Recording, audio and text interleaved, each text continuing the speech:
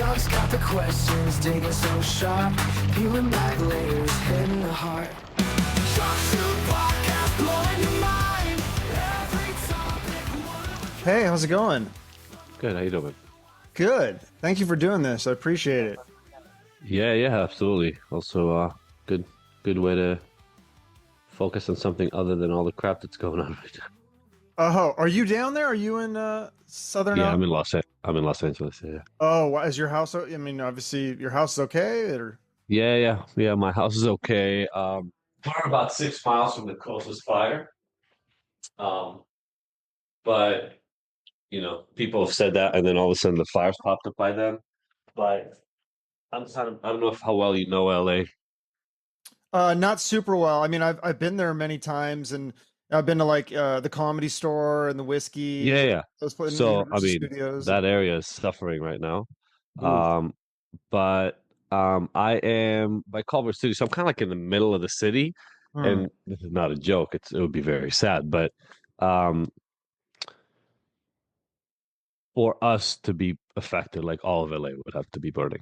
Like it would, Hmm. if it got to us, then the biggest problem is not my house; it's the fact that LA has disappeared off the map. Um, so I mean, they've talked about 9,000 to 10,000 structures already being burned. Yeah, it's insane. I didn't understand, how does a wildfire start in the winter, and then I don't know if this is true, but I saw some video of a guy like being arrested. So was it all just like one guy that started this whole thing? No. What happens in the winter here sometimes? So there's these things called Santa Ana winds that come in from the desert, and they're really, really hot. And so, I mean, really hot, like in the 85 degrees, and it's the middle of the winter. And so if it hasn't rained, if you think about it, it's the driest conditions that have been, right? Because summer just ended. We don't get rain in the summer, period. It just never rains here in the summer. So it hasn't rained since May or April. So it's been like just insanely dry. So any brush that is hanging out, like it could literally be a cigarette that sometimes lights it up, but it could also just be the winds and the sun. But then once that first spark hits in relatively remote areas, the wind just picks it up. So if there are strong, warm winds, there's nothing to put out the fire, and it's just kind of like, it's like imagine your fireplace, right? If you just opened it up to the house and then the embers flew everywhere all of a sudden, like the couch lights on fire, and like, all this other stuff starts catching. So It maybe goes a you. mile. So is this okay? We're recording this. Is this okay? Because this stuff's fascinating to me too. I mean, if it's okay to be part of the episode. Yeah, sure. I'll more officially kind of Well, look at yeah. we'll get to the book too, but this stuff, I mean, this it's hard to just ignore this and not talk about it. But yeah, I want to ask you this. Like, you might know more about this than I do, because I just see things on the news and stuff, and I just see Sure. snippets. I'm like, I don't understand this part. Maybe you can explain. Because I heard that California stopped doing the prescribed burning, which is this process that really the Native Americans, I think, figured it out like thousands of years ago, hundreds of years ago, whatever, like a long time ago. And they burned some of the underbrush or whatever, so that if something does There's less happen, kindling. yeah. So Yeah. they've kind of like prevented some of these huge things, for like the fires, from starting. Why did they stop doing? Is there a strategy behind not doing the prescribed burning? No, I mean, look, I'll be honest. Actually, one of my clients made some of these comments yesterday. I'll be really frank. I don't know enough about that. They're talking about budget cuts, and that some of the budget cuts affected how often they did it. Hmm. So it's not that they stopped doing it. It's more like, were they doing it frequently enough? Hmm. Look, some heads are going to roll. If anything was actually Yeah. missed, right? If anything was actually skimped on, or if budget cuts were made so that standard procedures weren't followed, I mean, thankfully, not a ton of lives have been lost. I mean, thank God for that, right? I think they're talking Yeah. about it's less than 10 at the last count that I've seen, which is incredible to think about. Um, but, we've had multiple friends who had to evacuate one home, lost that house, went to a friend's or a family member's house, let's say relatively nearby, like within 20 to 50 miles, and then had to evacuate again because that second home was now threatened. So, um, somebody was asking me yesterday at work.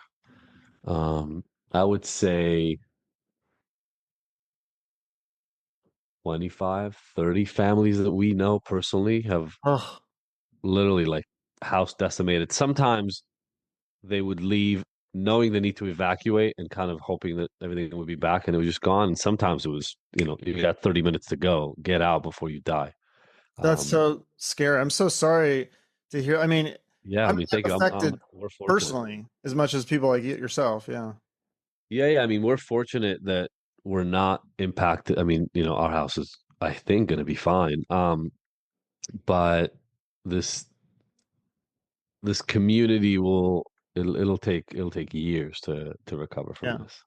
Yeah, I mean, you talk about the mismanagement. I don't know enough about that either. I'm curious, but it's interesting. I saw this clip on Joe Rogan, and he was talking. It was I think he was telling a story about a firefighter. Firefighter, yeah, I saw that same clip. Yeah, that told him that basically they've gotten lucky, and that It's it could always just luck. be if the wind blows a certain way. Usually, the wind blows and it knocks it out. But if the wind blows the right way, then it could just keep going. And it sounds like that's a majority of the cause of this one is just they're gotten really unlucky with the winds. Really unlucky with the winds. Again, if there was any exacerbating factors in terms of Yeah. those brushers not being cleared. And then, one point that actually to tie it to the work that I do with a lot of people is like there are things we don't control in the world. Always has been true, always will be true. We have to focus on what we control. So again, for instance, right, in this case, like maintaining water pressure in hydrants and maintaining water in reservoirs and making sure that the brush is cleared are things that humans can control in this. Mhm. What direction the goddamn winds go, as far as I know right now, we don't have control over. And, this is one instance, but we could point to probably thousands of instances historically where we learned how our belief that we are the masters of our own destiny, especially when it comes to nature, has been thrown in our face. And the world at large, talk about weather, talk about animals, talk about whatever you want to, said, yeah, you're a guest. Just, take care of the house. Um, I mean, like it's like people like idiots who go to the wilderness and like pose with a bear and then get mauled. Like it's Yeah. just dumb shit sometimes. Like Right. just so this is an instance where in LA, Malibu and Topanga fires, which is kind of like near the beach, near the wilderness, are not that uncommon. I Mhm. mean, like, I don't know, every 4 years, every 3 to 4 years, you hear about a whole bunch of houses in Malibu burning down. And it's different patches because what happens is, like you said before, the brush in that area disappears after that big fire. And so there's many more years that people can build and not have fires. But that we're used to. This was, I mean, Palisades, Santa Monica. It's like the center of residential areas that we haven't had, I don't think ever. Wow. Yeah, it's crazy. And it's just, I mean, it reminds me too of the pandemic. You talk about things that you can't control and I mean, you can prepare somewhat for those kinds of things, but a lot of it, there wasn't a lot that we could do at the time, especially first big one that I had been a part of. And so I know a Well, lot some of Spanish people. flu, right? Well, yeah, I think that was before my time. Yeah, I read Yeah, about a that. little bit, a little bit. Yeah. So, but I mean, so to tie that kind of into your field of addiction, because I heard that a lot of people that struggled with addiction just fell off during the pandemic, and because addiction support groups and things like that were canceled, their treatment was canceled. For So months, yeah. they're just like, what do I? And then there's also a lot of people that were maybe just a regular guy that would have a few beers on the weekend that were like, I don't have anything to do, so they just started drinking every day. Yeah. Noon o'clock sounded good. Yeah, by the way, just to be fair, it also went the other way. And I don't have data yet on the prevalence of how many people actually slowed down their drinking and got healthier during COVID. Hmm. Um, It but was yeah, hard to COVID get was healthy great. because you couldn't even go to the gym. The gyms were closed. I literally had to buy equipment to set up a gym in my home gym, which is still how I work out almost exclusively to this day because that's what I got used to during COVID. But Hmm. no matter how you feel about the vaccine, no matter how you feel about the masks and all the mandates and all that kind of stuff, hundreds of thousands of people died. Um, and people were compromised, people were older, like whatever. Again, we can talk about specifics. I don't care about that as much. But yeah, it was like this thing that swept through our communities and almost no matter what decision you made, you were kind of flying by the seat of your pants. You just were doing your Hmm. best. And And yeah, I mean, one of the points I make in my book, and to a lot of my clients, to be honest, even beyond the book, it's we have to get comfortable being uncomfortable. Mm, This notion that you're going to be able to set yourself up with this life where anxiety, stress, and discomfort will not hit you is a fool's errand, and it'll actually set you up for failure because not only are you never going to reach it, but what you're going to keep doing is hiding from the opportunities to confront anxiety and stress, and that builds resiliency. Number one. So I was actually talking. I was talking to this reporter yesterday in an interview, and I said, "Look, I've talked to a bunch of friends, right? I mean, over 30 families that we know that have lost everything. And when we talk to them, their focus is very specific and very concise.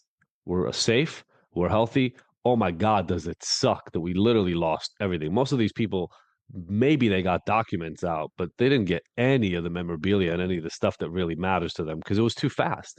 So, but their main focus is like, hey, we're safe and we're healthy. We're going to take care of that number one. We'll worry about the rest later. Why? Because they're being smart. They're going, I mean, they really were threatened. So they're sitting there going to the basics. What do I control and what can I do right now? It's all of us that are doom scrolling.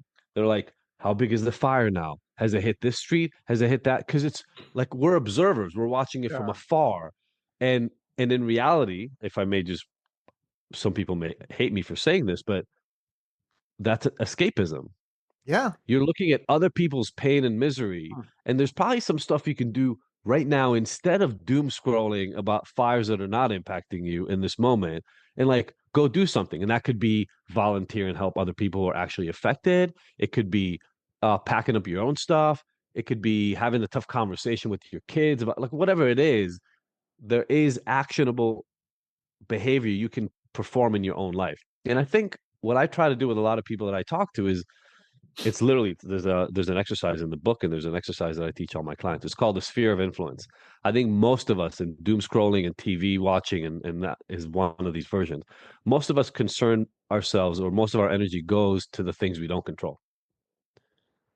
We'll talk about Trump and politics. We'll talk about the weather. We'll talk about geopolitics. We'll talk about the governor. We'll talk about I don't know our neighbors across the street and how weird they are. We'll sit around and we'll put so much energy or just social media and influencers for hours a day. We play no role in any of those things, and then we leave a little bit of time for all the stuff that we control and that we influence. And I tell my clients, let's just flip that. Mm. Save a little bit of time for the things outside of you that you don't control and have no influence over. Save a little bit, save 10 to 15%. You want to go read about the Kardashians, go read about the goddamn Kardashians. But like leave like leave like 30 minutes for that a day. Yeah. Spend How do most of you your do waking that up. though? Because it's so hard. I find myself distracted. Like I try to work because a lot of my work is on my, for example, like reading your book. I'm listening to your book on Audible. It's a great book, by the way. And I'm listening to your book on Audible, but I'm on my phone. So now I've got like, my social media is coming up, my text Great messages are point. coming up, and I'm like, do I need to put it in airplane mode? Like, how do I stay focused? It's hard. Great point. So first of all, I love getting to specific tactical things that are relevant because you're right, it is hard. But most of the good stuff in life is hard. So just because it's hard doesn't mean we shouldn't do it. So All right. quick tip to everybody on this that's listening right now. Go right now and turn off all your notifications. Period, point blank. Your phone is programmed to get you to pay attention to it. No offense, but other than the work, which by the way, Chuck, do you agree with me that even without any notifications, you would go to your phone to do work? Yeah. Oh, yeah. No, I don't need the notification. I think most of my notifications are off. But you know what I mean? Like in terms of the beep and stuff, but I think it's still like, I see it. You know what I mean? Like Sure. No, I but don't that's need what I the mean. So notifications. no, totally. So that's what I mean. So like I'll give you a really, really so definitely no beeps and no buzzing, right? Like get Yeah. rid of that Yeah. Yeah. immediately. No, I did that That a is long time terrible. ago. That is annoying. But I had a coworker who was like, her phone would go off like every time she get a text message, which was like every minute, you know? now you can't focus even if you're in the room with her. You're like, oh my God, turn your Right. freaking phone off. What's going on? Yeah. But then the next piece is even the visual alerts. So I keep alerts. Like right now, I have alerts from this fire app because I do want to know if the fire is getting closer to my house. But That's other true. than my wife and my kids, I think. and maybe one of my biggest clients, nobody's text or email alerts come through to me either. I will get to my text and my email when I get to my text and my email. If Hmm. I'm not looking at it, it's because there's something else important. So I'm just saying, even the notifications to look at, number one. Yeah. So that's just the starting point, because those are external forces that are making you pay attention. The next piece is hard, but I'll give you a tip that is in my book for compulsive habits. But again, I would argue technology is becoming a compulsive habit and addiction for many of us. Um, Replace, don't eliminate. This is a huge finding in terms of psychology and Yeah. behavior. A lot of people try to stop themselves from doing things that they don't want Yes. to do. We are very, very bad at stopping ourselves from doing things we don't want to do. I'll tell you a tiny little story that is how I got to learning this about, I'll say about 12 years ago, let's say. I used to wake up every morning and I would pick up my phone. First thing, right? My alarm was on my phone. I would pick it up. And what do you go to right afterwards? Your text or your emails or social media, like right away, right? You pick it up and you go to them. What I was finding was I was at the mercy of that first or second message that I would see in terms of how the entire rest of my day would go. If there was a text from somebody in New York, or somebody who's been up for it, because I wake up pretty early, like 5:30, 6 o'clock. So if somebody on the East Coast or somebody in Israel where I had family would send me a message during the day, or if some news alert showed up during the evening, um, now that's what I'm focusing on. 9 times out of 10, those were not positive, like, hey, I hope you have a great morning and that everything is good in your life. I love you messages.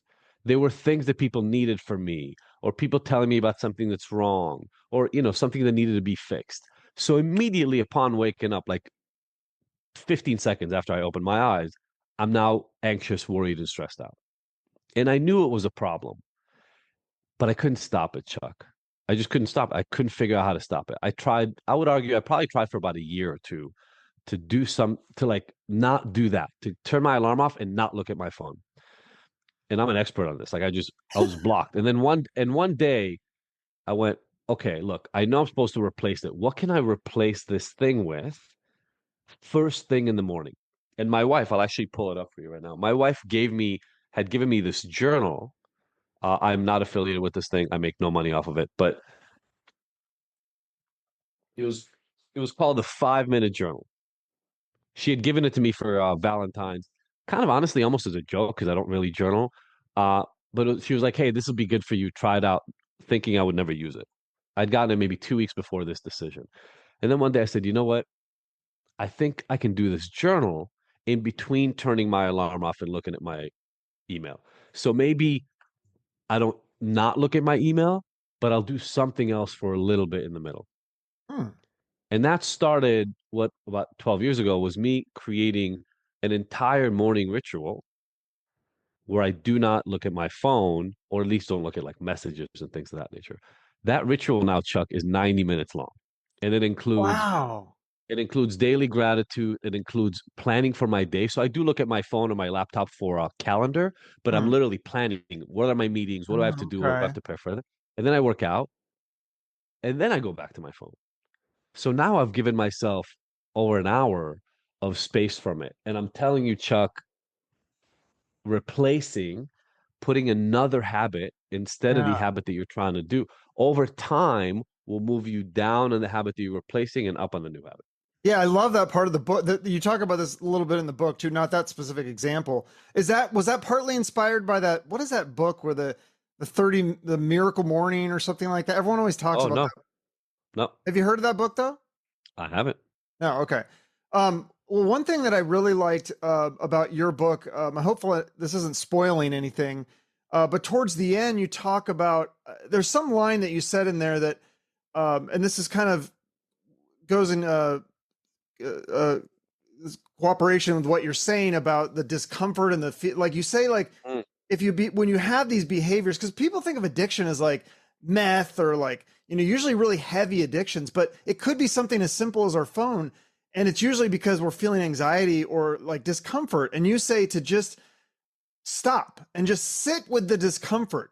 And and it's such a novel idea in some ways, but it reminds me a little bit of that stand-up bit. I think it was Louis CK that talks about like when you're at a stoplight and like there's anxiety. You can't even go through just sit at a stoplight for 30 seconds and just be in the moment. People pick Yeah. up their phone at a stoplight, and that totally Oh. reminded me of that. It's like you're right. Like Mm. we can't sit with discomfort. Yeah, yeah. So I'm a big believer in training ourselves to be okay with discomfort. There's this analogy, I don't know if you got to it yet, about a thermometer. Mhm. Um, and so Yeah, I finished the I kind book. of, I mean, I was a little rushed through because oh, I'm listening to double speed, and I think that there you go. it was hard to go through. I need to go back and go look at all the appendixes. But yeah, the thermometer thing, you do talk about that. There's this range or whatever. Yeah, so the idea is just simple. I'll just tell everybody, it's not, look, my goal is always to help people. So if this passage is what helps somebody and they don't have to buy the book, then all the more power to you. I appreciate if you do buy the book, but like I'm trying to just help people out. So my idea is this. We all have a level of activation, a level of stress in our life beyond which we're just dysfunctional. We can't do anything, right? We want to go to sleep, we want to down a six pack, we want to take shots, we want to like, do a line of something. We want to disappear because it's too much. We go into this white noise world. Um, so let's just take a thermometer and like 0 to 100 as the temperature, right? At 100, we all lose it. And the point that I make in the book is most of us can't even make it to 100, though, right? The joke is like 100 is like firefighters walking into a fire. 100 is like a Marine parachuting from a helicopter or from a plane with their guns while they're being shot at from the ground and having to like organize a mission. We get pissed off when we miss a parking spot in the frickin' mall. Like we can't 100 is far from us. So let's say most of us have an activation level threshold of 70. Anything beyond 70, we just lose our ish. Zero is full zen, like Buddha. Nothing is bothering you. It's not ecstasy, but it's just like zero stress, right? None of us also experience zero stress. I wake up in the morning, I may be at like a 30 or a 40 almost immediately upon waking up. Between that 40 and 70 is what I call your safe zone.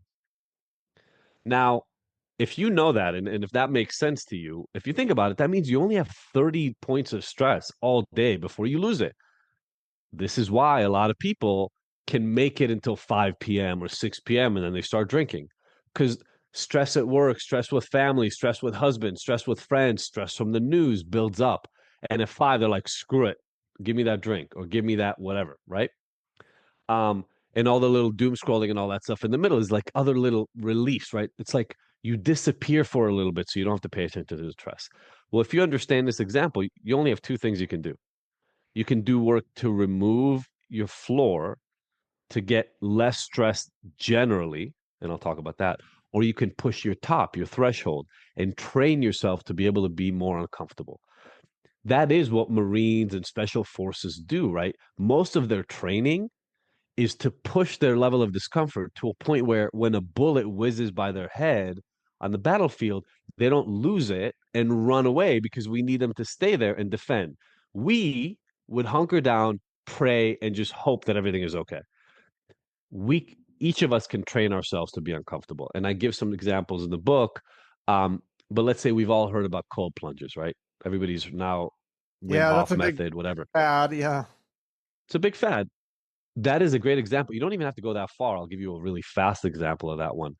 But what are people doing when they go into a cold plunge, Chuck? They are training themselves to be super uncomfortable for 2, 3 minutes. I mean, it's 2, 3 minutes, right? It's not that long. Mhm. But for 2, 3 minutes, you have to stop your natural proclivity to run. And when you get out of that, in your brain, literally the wiring goes, oh my gosh, if I can do that, I can deal with a lot of other discomfort. Note to everybody on this that's listening right now, take a big bucket, fill that with ice, dunk your arm in it.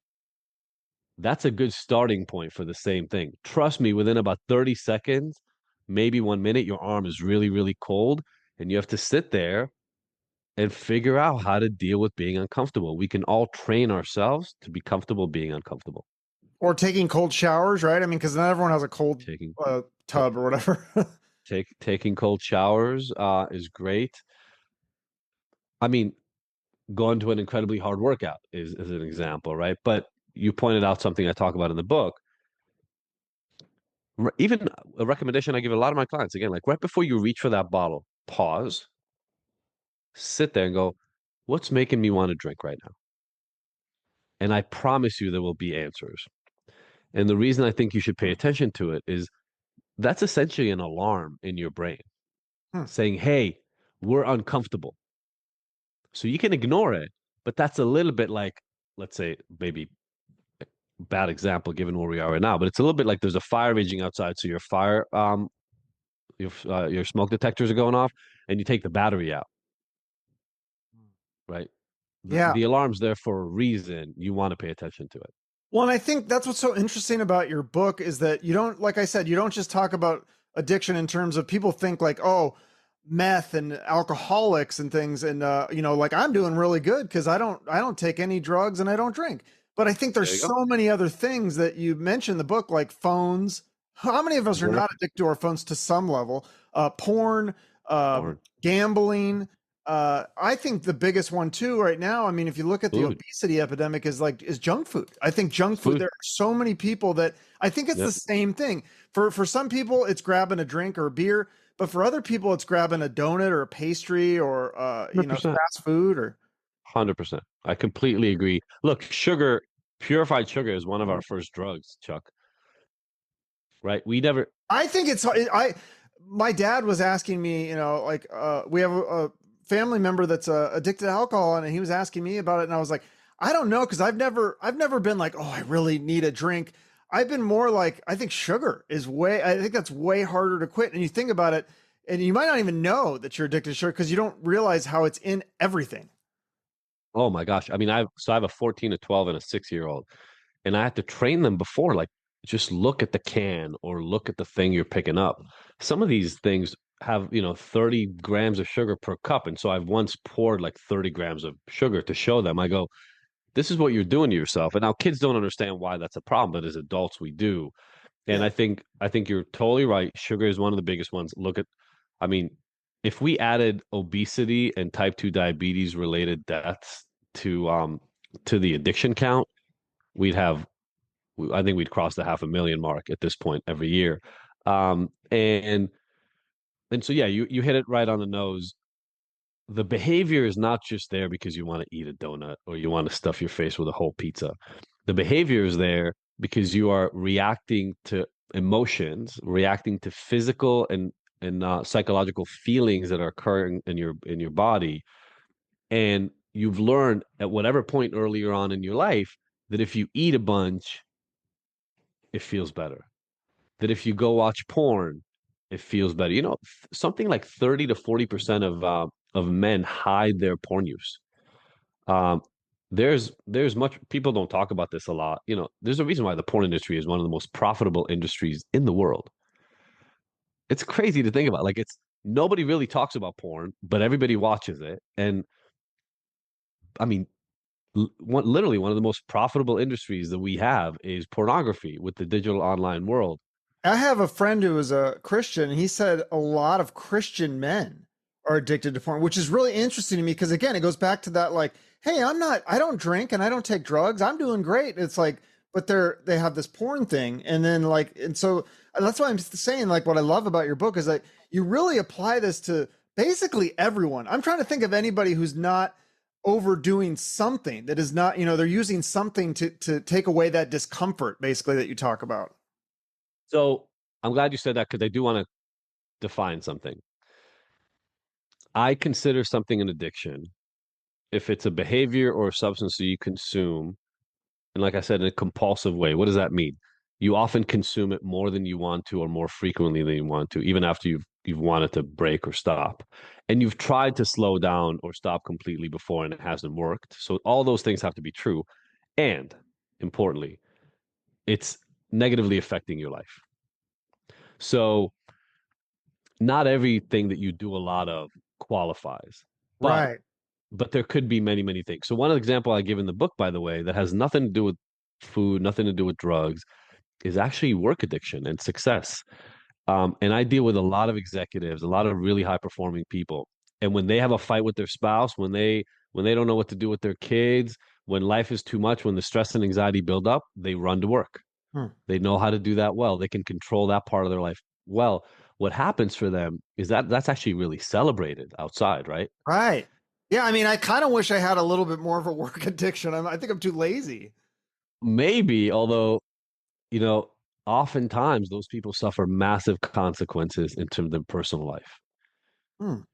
Ruined divorce, ruined marriages, kids that won't talk to them, horrible relationships outside because they become so singularly, that becomes their escape, right? Their escape Yeah. becomes performance.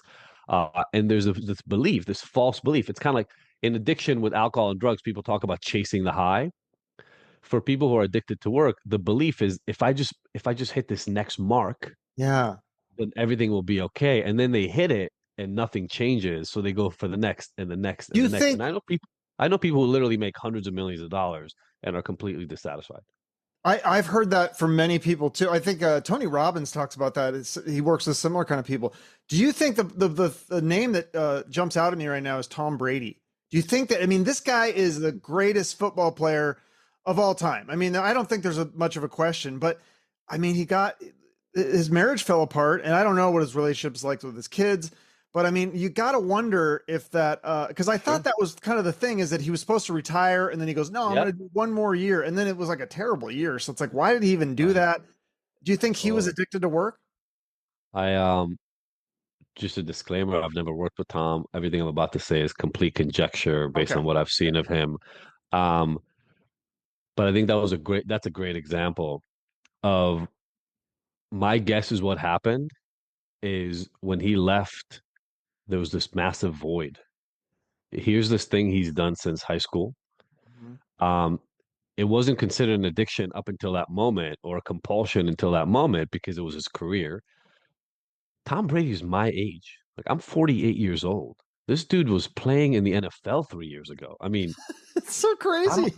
I don't know if people understand. Anybody who's not terribly into sports and football cannot fathom Yeah. what that actually means in terms of the work you have to put in, right? These guys, like, I've worked with football coaches, I've worked with NHL, NFL stars. Like, the amount of effort they have to put into this is monumental. Most humans would not be able to take 2 days of what these guys have to do, and they do it like 9 months out of the year. And so I think he left, and it left this massive void. And yeah, I think he got really uncomfortable because there was no, somebody like a Tom Brady always needs to have a goal. They always need to have the next thing they're chasing. Hmm. Ironically, and it may be sadly, look, I don't know how good the relationship with Giselle was before all this happened. Um, but they were like the poster couple. I mean, for crying out loud, like you either hated them because you Yeah. literally said to yourself, "This is insane." It's like the best looking people on the face of the planet who are better performing than anybody else. They have more money that look at their kids. So I don't, but that's fake, right? We don't really know what was actually happening in the home. I think yes, I think his wife said something along the lines of, "Look, I'm done. I can't be a football wife anymore. You said you were going to quit." Nobody plays till they're in their late 40s. Like, this is insane. I didn't sign up for you being a football player at 50 years old. You have to quit. He quit, and then he didn't know what to do with it. Hmm. Ironically, if he would have gotten this Fox job right after he quit, he might have not gone back to football. He just didn't have another thing lined up. Yeah. That's so fascinating. Yeah, because you knew that he can't play football forever. I mean, what is he going to do? Like, is he going to start just going into the minor league football? Is he going to be like an arena football player? Like, or you thought, Totally. was he going to be a coach or something? I mean, yeah. And I think the same with, I'm curious what happened to, I don't know. Peyton Manning I mean, it's another similar football player who, worked really hard and had that work ethic and stuff. But it seems like he was able to just retire and maybe he does an occasional commercial. I haven't really seen him around too much, so I don't know what he's doing. Well, now he's Peyton Manning, right? He has that commercial where he's like painting instead of being Peyton. Yeah. So some people are able to kind of turn it off, I guess, in a way, or tone it down, and maybe Yeah, I don't know. Maybe Peyton is like, I'm going all in on family. I'm going to be a family addict now. I don't know. yeah. So again, going back, and I appreciate the term, and what I talk about in the book is I argue somewhere around half or just under half of people are the people who are compulsively coping. The other half are the people that have to deal with us. Right. So I have my own addiction. So I have my own addiction Oh, it's only history. half. I thought it was going to be like 90%. I feel like everyone's addicted to something in some. No, everybody has potentially bad habits. But I think when you push it to the level of like, this is negatively impacting your life on a regular basis, you try to stop and you can't stop. Um, Look, I'm just talking about the data that I see. Once we add the behavioral addiction, we are talking about upwards of 100 million, you know. And so, there's 350 million people in this country. Think to yourself, like 300 million adults, maybe 270 million. So it's almost half of the adults um, are probably dealing with this right now. And I think it's time that we stop, to the point that you made earlier, Chuck. I think it's time that we stop pretending that it's those homeless alcoholics out in the street that are the ones dealing with this. Like, the cat's out the bag, right? It's kids in middle schools in the middle of the country. It's Yeah. entire swaths of communities that have been ravaged by addiction. OxyContin is the thing that we focus on now, but it was meth in the 80s, and I mean in the 90s, and it was crack in the 80s. Like, we can keep pretending that it's only happening to those other people, but it's happening around all of us. Well, yeah, I was a school counselor for 17 years. And when I Well, first started, it was like 2003, right? So I don't think a lot of kids even had cell phones then. It was very mhm. few, but I remember, like, I'll never forget, like, this teacher came to me and like, this kid doesn't do anything. And I was like, what do you mean he doesn't do anything? Like, he just doesn't do work. He refuses. And I didn't know you could do that. Like, cause I was always like, if I didn't do my homework, I get in trouble. Like, I guess some kids don't care. And we just had like one kid like this at a school. But as I progressed throughout my career, the number of kids like that just don't do anything increased significantly. And then it was like the cell phones coming in, it just more kids just on their phones in class, and the number of kids not doing any work. I mean, I feel like it was like almost half of the kids at schools. It was, and now when you look at the mental health numbers in teenagers, I mean, it makes sense. Like, they're miserable and they're just addicted to their phones or video games or whatever. Yeah, and I was on this podcast with a friend. His name is Max Lugover, and Yeah, he used this. big guy. That's a big name. He follows you, and yeah, that's great. Yeah, he's a great and a good, really good, a good friend. And he used this term. I always might want to make sure that I give attribution to the people who gave me things, so I don't make them up myself always. Um, and he talked about earned versus unearned dopamine. And the problem with a phone is Hmm. it gives you all these little mini dopamine hits that you don't Hmm. have to do anything for. Like, it'll just ping you and buzz you and tell you, "Hey, look at this thing and look at this." And, "Oh, did you know about this?" And, "Oh, your friend scored this on this stupid Tetris game. Do you want to go like play now?" And everyday life is about effort. I mean, you know this, right? Yeah, You joke about being lazy, but Chuck, I don't know how many episodes. Sorry, I should have researched this. I don't know how many episodes into this show you are, but close it's to more than 500. yeah, it's right. It's hundreds. So I've had a podcast with 300, 400 episodes. That's work. Recording it is work. Planning for it is work. Getting it out is work. So my guess, this is I've known you now for 38 minutes in my life, but my guess is that, like most of us, it's the things you put a lot of work into that feel the most rewarding. And what we're doing to ourselves right now in society is we're robbing ourselves of the contentment, the satisfaction that comes from earned dopamine, from the work that we actually have to work Hmm. for. And it lulls our brains and our psychology into thinking, I'm feeling pretty good. So it's fine, because we don't actually know what really good feels like. And life is a journey. I believe we get one of it. And it's not just that we don't get our time back. It's that, as you pointed out with these kids in the schools, if you don't learn that it's effort that gets you joy and satisfaction, you're kind of okay being in this weird middle ground plateau. And I hate to say it, but we're gradually moving to this like Wall-E like future. Remember Yeah. the movie Wall-E? Yeah, you're so right. That movie is kind of like a horror movie in a way, and it's kind of Yeah, scary. for people. Yeah. Oh, like you wake up. I mean, think about our life right now, right? You can wake up, get on your phone, watch a bunch of stuff. When you're hungry, go to your Instacart or Uber Eats account, Mhm. make sure some food shows up, eat it, take a nap, watch a movie. You're still on your phone. You literally haven't left your phone yet. If you're like Sounds one like of my these guys, Sunday watching football right now. yeah. And then like if you want to go to porn, if not, go to shopping. By the way, we didn't talk about shopping. I've talked on some shows, and people Oh, mentioned to me that shopping is one of the things that they run to for coping. Now, again, if you're shopping a little bit and it's not too much money, not an yeah. addiction. But some people shop to the point where it hurts their bank account, Mm. right? And now they have to either return things or they're behind on other payments. So long story short, you can live on this thing in your bed all day, never have to do work.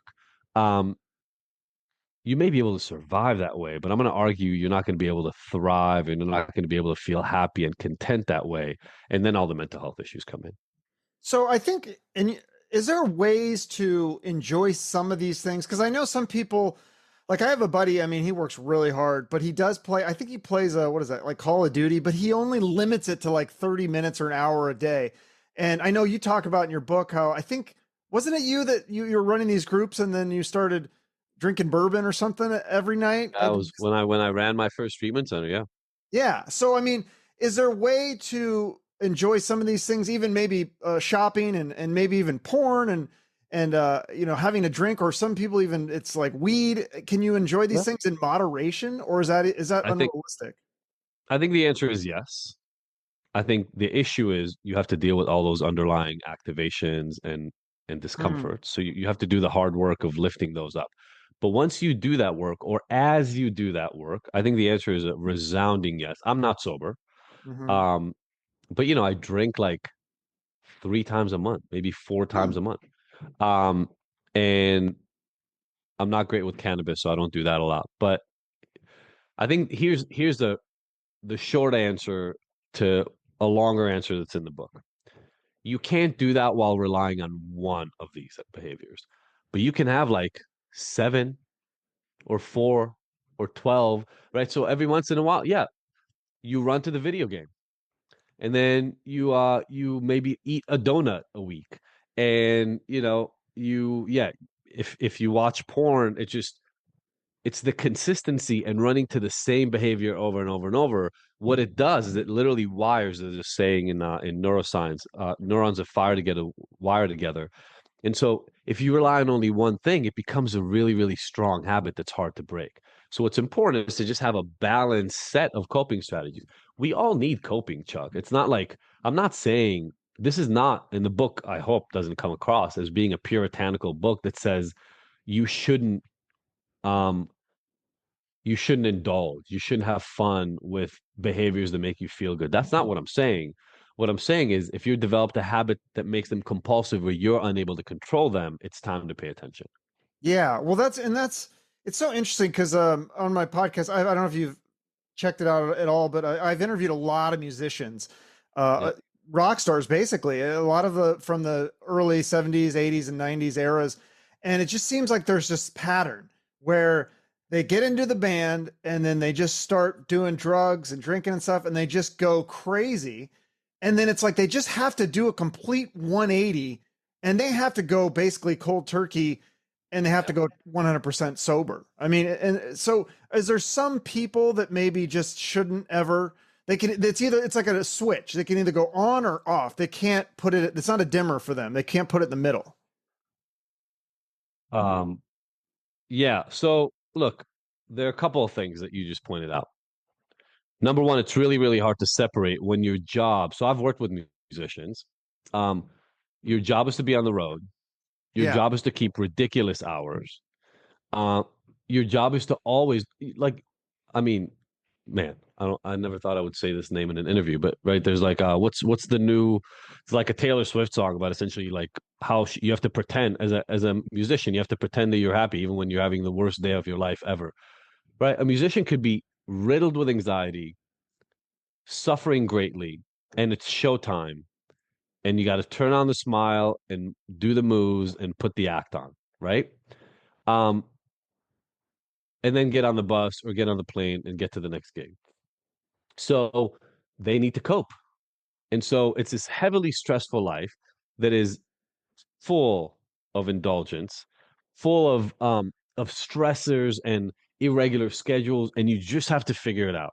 I remember Drake got like he caught some flack for a line in one of his songs that says that he took Xanax on a plane and slept through the flight. And I'm like, y'all have no idea what it's like to finish a show at 1 a.m.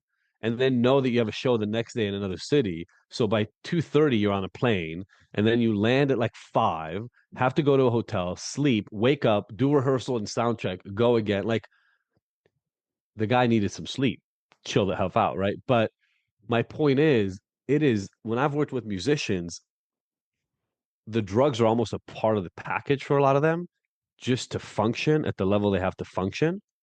And then there's all these, the women and all the partying and all that other stuff that goes along with it. So it's actually really, really hard to break apart the drugs from the stress from the job for somebody like that. And I've worked with a lot of musicians where their fear is if I stop the drugs, I can't do the job. There's a big fear around that for a lot of musicians. So what did they typically, because you talk about, we talked about a little bit too, is that those replacement behaviors, that is a big part of it's, you can't just be like, okay, stop drugs now, just live life. It's like you got to replace that with something. So do they replace that with work? Or I know a lot of them, like what's the guy from Def Leppard? I mean, he's like ripped. He's older, he's like 50s, and he's got like a six pack. Like, do they replace it with fitness a lot of the times?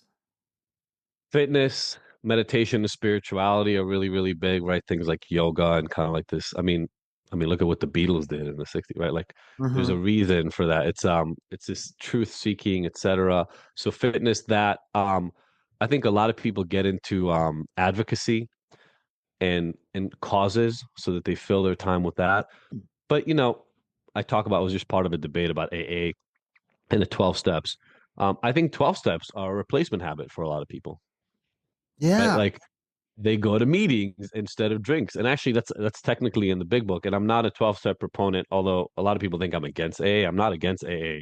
I just don't follow it. And I don't think it's the only solution Have you out ever there. been to an AA meeting, by the way? Oh, I was in AA for 3 years.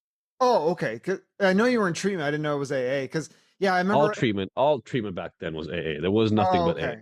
Yeah, because I went to a meeting one time, and it was just the most dark, depressing. Like I was like, I don't Yeah. know, like It is not how good. this helps anybody. It's Yeah. I mean, you hit a lot of. There's a lot of people that you go to an AA meeting and everybody's talking about the crazy days out there and how bad things got for them. In my work, I'm wearing a hat for my company called Ignited.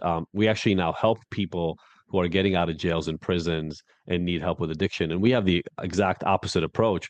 I want to focus on the solution and how you move forward. I don't want to sit around and talk about everything that's gone wrong in your life. That's just going to get you more depressed and more anxious. So I'm fully with you on there. But if you think about it, one of the replacement behaviors in 12 step is instead of having a drink, go to a meeting. Right? That's a solution. So it's literally a replacement yeah. idea. Well, and I find And it so interesting too. They always have cigarettes, coffee, and pastries and donuts. That's always a huge. Isn't that a huge and part of it candy, too? At yeah. least, yeah. Yeah, yeah, yeah, absolutely. Yeah, I mean, and again, look, to be fair, you're probably not going to get a DUI drinking too much coffee. But Right. But you but like you say in the book, you're not getting to that root of the you're problem. not getting to the root. And to look, so I know a lot of people. I have really, really good friends who recovered through the 12 steps. Again, I have nothing against it. I think it needs to be modernized. I think it's dated. It's 100 years old almost, right? Like it's time to Mhm. maybe spruce it up a little bit. Yeah. But I'm glad it exists. I think it works for a very small percentage of the people who try it. My Oh, point you think it's a is, small percentage? oh, it's a tiny percent. If you look at long-term recovery, it's under 10% or somewhere between 5 and 10% of Wow. all the people who go into AA that can get a year or a couple of years in AA sober. Yeah, yeah, absolutely. And that's even the people who really support AA will tell you a very small percentage of people do it. Really successful for those people, by the way. So that's great. We just need more options that support the Yeah. other 90% of people. But one of the things that can happen in those replacements oftentimes is it becomes overprotective, right? So you mentioned it doesn't necessarily treat the underlying causes. Sure, if you surround yourself with people who don't drink and you marry people and date people and only have friends who don't drink and you go to meetings every time you potentially want to drink and you're in meetings all the time and you speak in meetings, your whole life is around abstinence, your identity is around abstinence, there's a much better chance that you won't drink. 100%. Most people are not willing to commit to that level, number one. And number two, it doesn't solve the underlying issues. So I mentioned this before. I have a lot of friends who are sober in AA and 12 step programs, but they also do therapy. They also do meditation. They also went and did trauma related work, right? They've done other things other than AA to actually solve those underlying problems because AA didn't solve the problem, but it kind of put a plug in the issue in the behavior and gave them some space, which is good. That's useful. Yeah, and I think a really important part of your book, I think I've talked about on this podcast many times, and I have the same kind of theory as you talk about purpose. Like people finding a purpose, you don't have to, you could think that you have a purpose, you can adjust it and change it, but you got to start with why, what resonates with you, and then you talk about finding something that you're good at, what you love to do, and that what can help the world. And I feel like that is something that's really lost, especially going back to my work with kids and just the statistics on mental health in kids right now. I think young people especially are very lost at that. But also I would say there's people that are in their 40s, 50s or older that have never found a purpose. And yeah, they've had jobs and they've, paid the bills and stuff, but they don't really feel like they're serving the world. And that's why they're so unhappy and so stressed and using these other coping mechanisms. Yeah, I don't think that's wrong at all. I'm a big proponent of purpose. I feel like again, you don't have to have it, but I think to achieve the higher levels of joy and contentment and satisfaction with your life, you sort of do. So you can get by without it, but if you really want to feel great about what you do every day. Now, the thing that I point out in the book, so I give an exercise called Ikigai, and it's a Japanese concept on how to find your purpose. And so if you don't know what your purpose is, that's fine, but just make it your purpose to find your purpose. Say, hey, I'm going to look around until I land on something that feels authentic. You already pointed this out, Chuck. Change it in 2 years if it doesn't feel right again. But there are things you're good at, things you like doing, and things that serve the world at large. You start doing more of that in your life, and it's not a huge subset. It's not like there's 50 of those things in all of our lives. There's a handful of them, and they're different for all of us, right? You're a counselor. I love obviously helping people and talking. I love teaching. That's something I really like doing. Um, so that's what my life has become, right? I'm sort of teaching and helping people, and you don't have to make it your job. And Ikigai, kind of like the fourth factor is, will you get money for it? And that's great. If you can find something that fits all four, beautiful. You can make your money and have your purpose at the same time. But you have to have the purpose. So you can have a job and then go volunteer after. And importantly, I point out this to everybody, your purpose doesn't have to change the world. It doesn't like we think of purpose as like ending world hunger or turning climate change around or changing the election system in the country or freeing sex workers. All those things, by the way, are incredibly powerful purposes if that is yours. But it could be being involved in your neighborhood and keeping it as safe, clean, and connected as possible, right? Just something bigger than yourself. We get very egocentric, which makes sense. I talk about this in the book.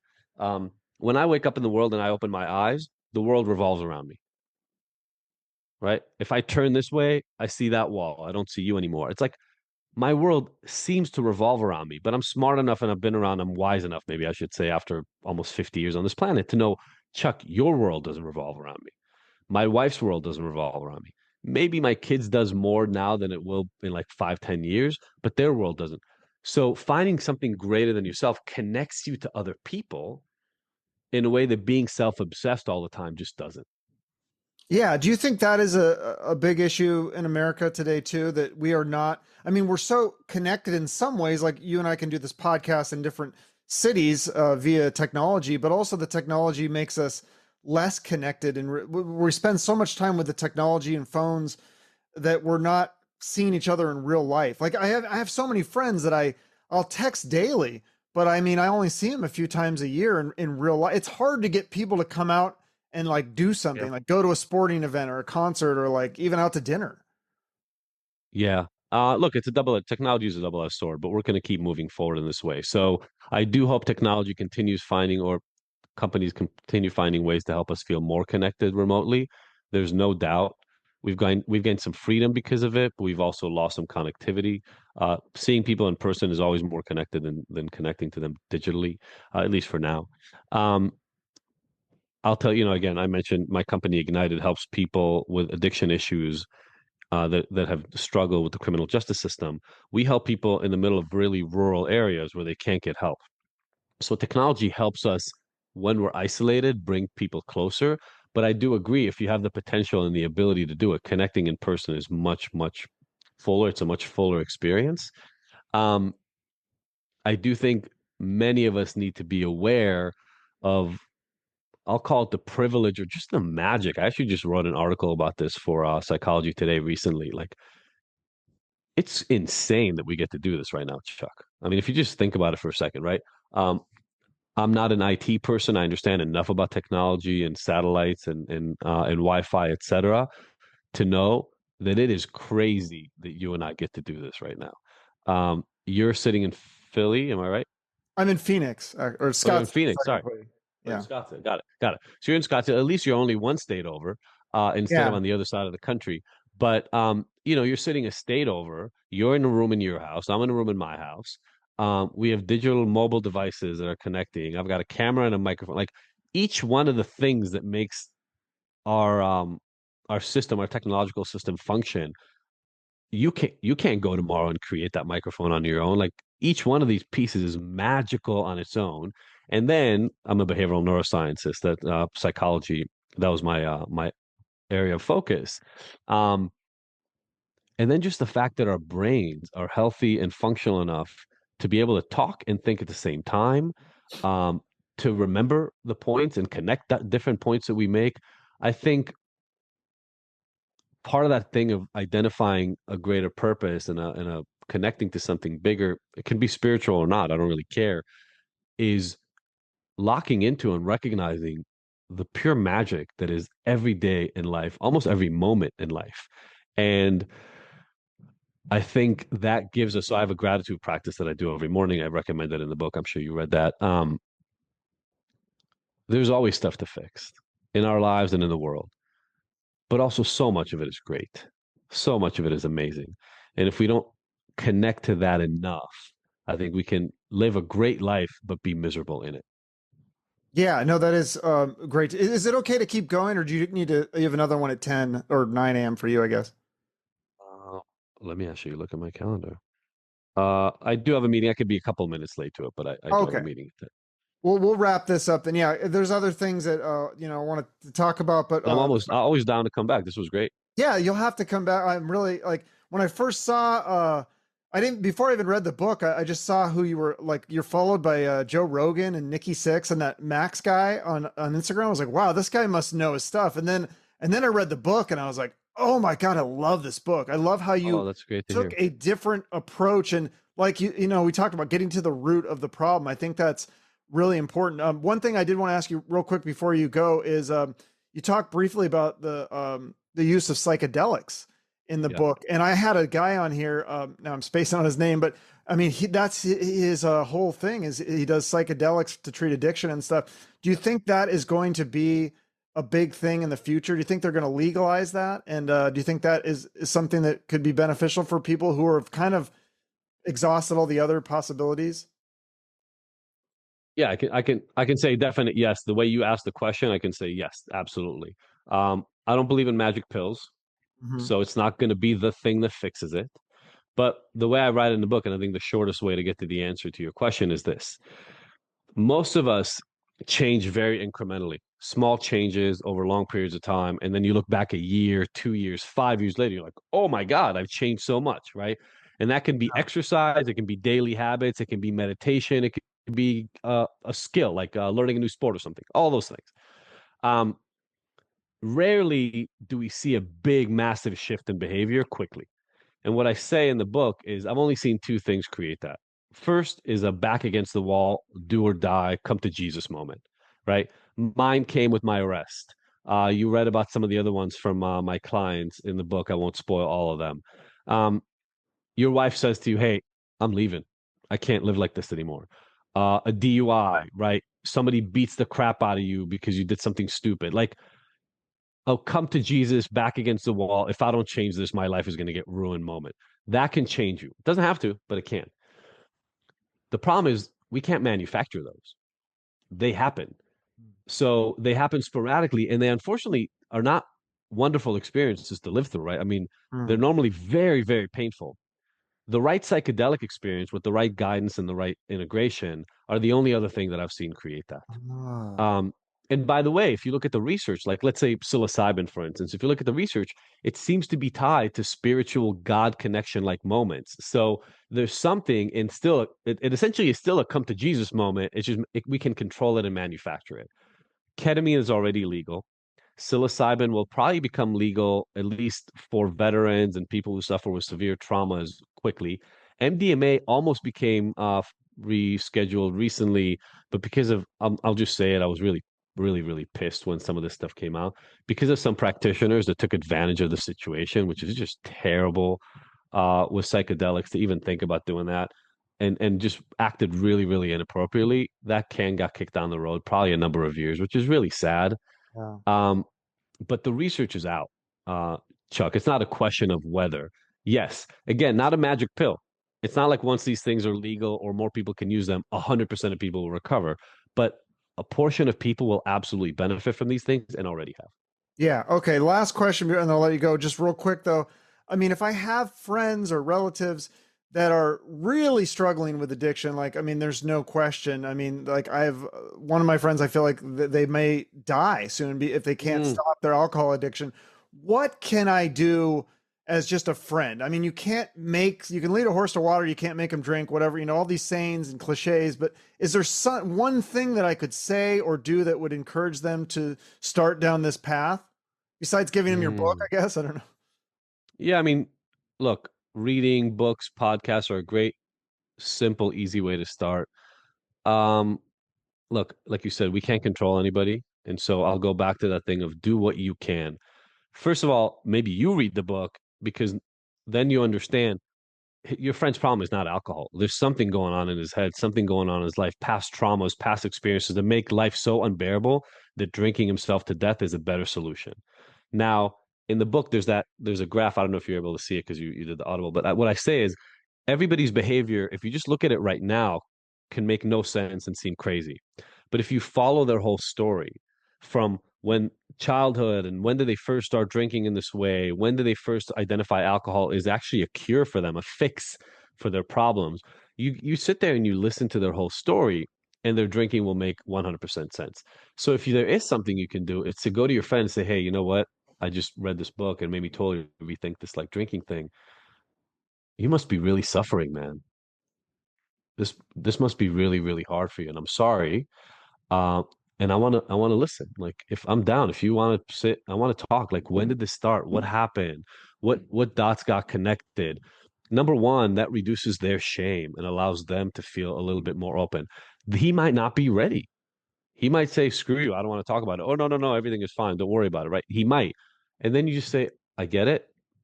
I'm here. If you ever want to, and then you can follow up periodically if you want to, or just be there when he's ready." I will give another piece of advice though for family members because you're affected by it because you're a friend, but there could be family members, people really close to them that are affected much much more deeply, right? Kind of life functioning, existential sort of impacts. I recommend unless if the person is literally unsafe, like the behavior they engage in could kill them tomorrow, then scratch what I'm saying. They need to go somewhere residential, somewhere inpatient, where they can be medically managed to be safe again. And then we can have the conversation I'm about to have. Start at the lowest level of intervention that may help them. That may just be a book or maybe a therapist or something along those lines. If that doesn't work, you slowly bring up the dose of the impact that you have. So a lot of people want to start with residential treatment, but it's really expensive. It's really hard to commit to. Most people won't agree to go to 30, 60, or 90 days of treatment. So start at a lower intensity, but don't let your foot off the gas, right? I'll go back to something we talked about. Maybe there's a good way to wrap up. It is really uncomfortable to go talk to somebody about behavior that they engage in that makes their life and everybody else's life miserable. That's uncomfortable. So most of us avoid it. But in the spirit of what we talked about earlier, some discomfort has to be tolerated to move up in the world, to grow, to engage, and to develop. If you really care about somebody, don't shy away from the uncomfortable conversations. Go have them now. I love it. That's great. And I love too that you talk, like, again, what we talked about, how just the shame that's I wanted to bring that up again, because I think that there's not a lot of shame to be had, because we are all dealing with something. We're all, even if we're not addicted, we all have anxiety and discomfort. So there's nothing wrong with that. And I think we're all in this world to help each other. So I love it. Thank you so much for doing this podcast and writing this great book. Thank you for having me. And yeah, come back anytime. All right, I appreciate it, Chuck. Thank you so much. Have a great rest of your day. Yeah, you too. Bye-bye. Bye-bye. Topic, one of a kind. From the rockers to the wise men.